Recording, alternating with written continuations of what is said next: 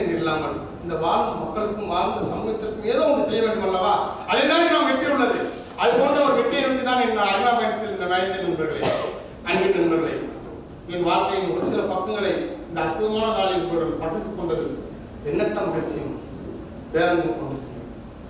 எத்தனை பேருக்கு இந்த வாய்ப்பு கிடைக்கும் என்று எனக்கு தெரியவில்லை.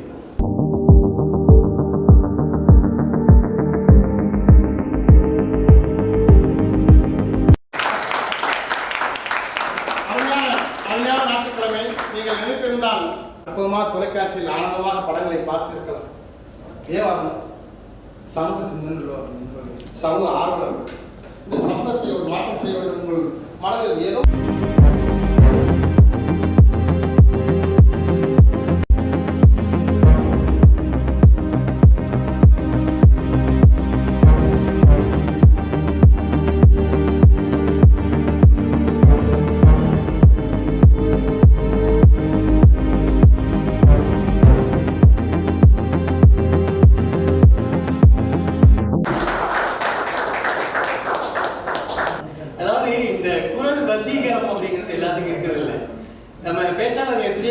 பார்த்துருப்போம். இந்த ஜெயந்தஸ்ரீ பாலகிருஷ்ணன் பேசி நீங்க கேள்வி பார்த்துருப்பீங்க நல்லா.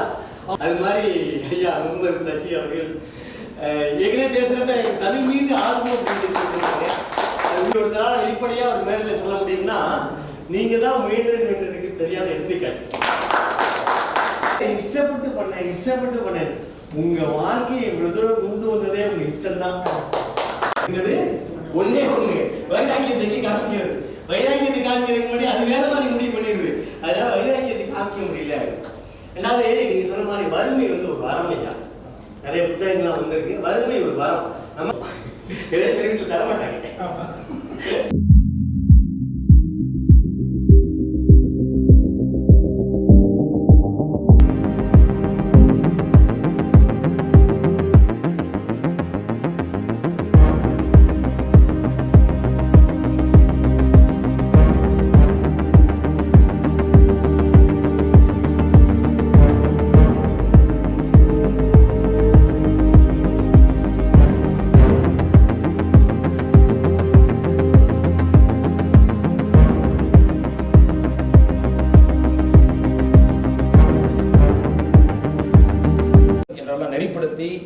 இந்த அளவுக்கு ஓரளவு அவை நிரம்பக்கூடிய அளவுக்கு கூட்டத்தை சேர்த்ததற்கு மிகப்பெரிய பொறுப்பாளராக இருந்து இதை வழிநடத்திய அவர்களுக்கும், இதனுடைய தலைவர் ஆர் சின்னத்துரை அவர்கள் விவசாய குடும்பத்தை சார்ந்து வந்திருக்கிறார்கள். விவசாயம் என்பது எப்பொழுதுமே பிஸியான வேலை. அவர்களுக்கு ஞாயிறு திங்கள் இன்று கிடையாது. அவர்களை நான் வருக என வாழ்த்தி நிகழ்வில் வரவேற்று மகிழ்கிறேன். அடிக்கடி என்னை தொலைபேசியில் தொடர்பு கொள்வார்கள். மிக அழகாக, என்னை கூட அழகாக புகைப்படம் பிடிக்கக்கூடிய வல்லமை பெற்றவர் தங்க தமிழரசன் அவர்கள். அடுத்ததாக அருமையான திருக்குறள் வாசித்து அவற்றை விளக்கிய லட்சுமணன் ஐயா அவர்கள் என அத்தனை பேரை நான் வணங்கி வரவேற்கிறேன். இந்த தூரங்கள் தொடுவதற்கே என்ற நிகழ்வு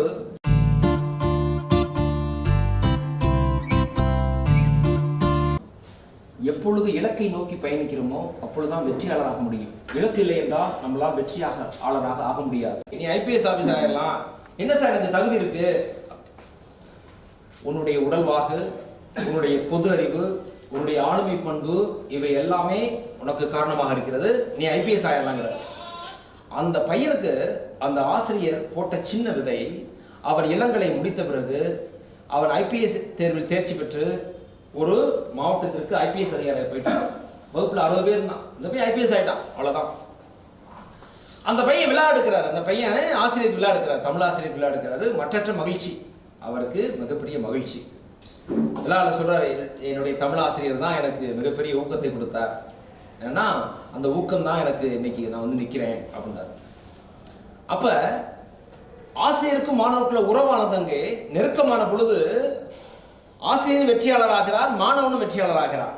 அவர் பெரிய ஆள் ஆகிட்டார். விழா எடுக்கிறாரு, பொன்னாடை போத்துறாரு, எல்லாம் பண்றாரு, முடிஞ்சு போச்சு. அந்த மகிழ்ச்சி ஆசிரியருக்கு நீடிக்கல.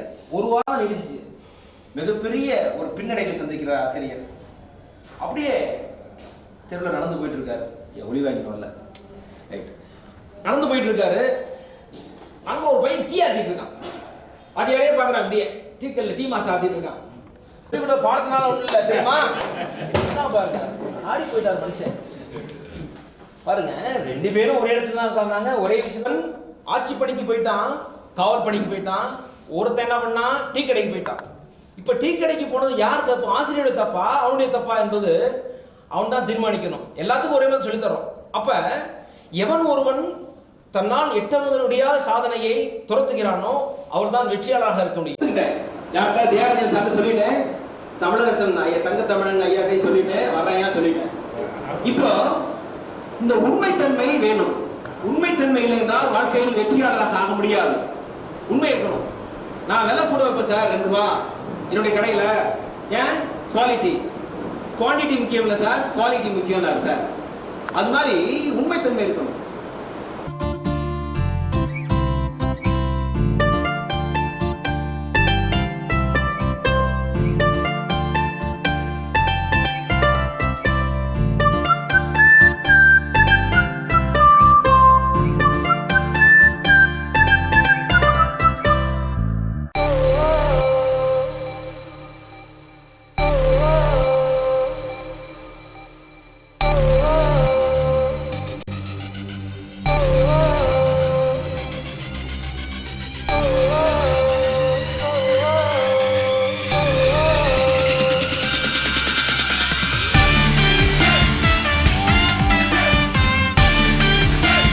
தேர்ந்தெடுக்கப்பட்டவங்க மட்டும்தான் இங்கே வந்திருக்கோம். தேர்தல் அப்படிங்கிறது வந்து தமிழில் ரொம்ப முக்கியமானது.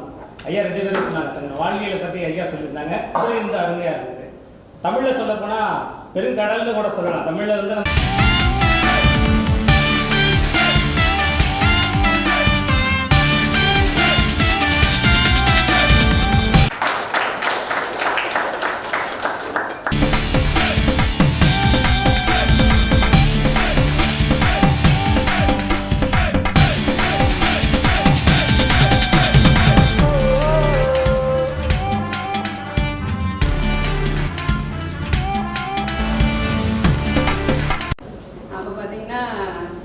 நிறைய விஷயம் வந்து நம்ம தன்னம்பிக்கை பற்றி பேசிட்டு இருந்தாங்க. நான் என்னை இன்ட்ரடியூஸ் பண்ணி, என் பேர் மகேஸ்வரி, திருச்சி அரசு மருத்துவமனையில் ஆலோசகராக ஒரு 15 வருஷம் பணியாற்றிருக்கேன்.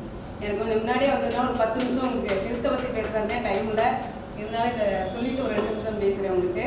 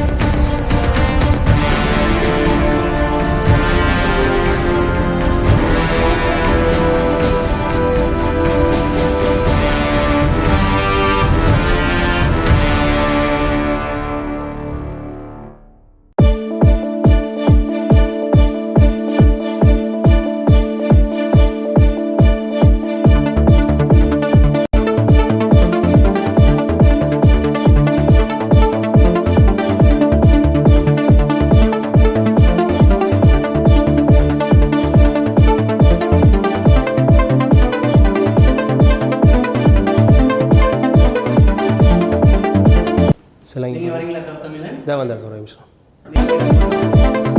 என்ன கூட அழகா எடுத்தாரு.